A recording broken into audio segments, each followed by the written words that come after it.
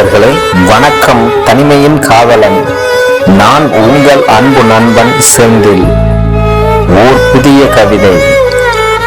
உண்மையான அன்பு எப்படி இருக்கும்? உண்மையான அன்பில்தான் அடிக்கடி சண்டைகள் வரும். ஏனெனில் அதிக காதலும் அதிக பாசமும் அங்குதான் இருக்கும். இதை புரிந்த உறவுகள் சேர்கின்றன. இதை புரிய மறக்கும் உறவுகள், புரியாத உறவுகள் பிரிந்துதான் செல்கின்றன. அன்புடன் தனிமையின் காதலனாய் உங்கள் அன்பு நண்பன் செந்தில்.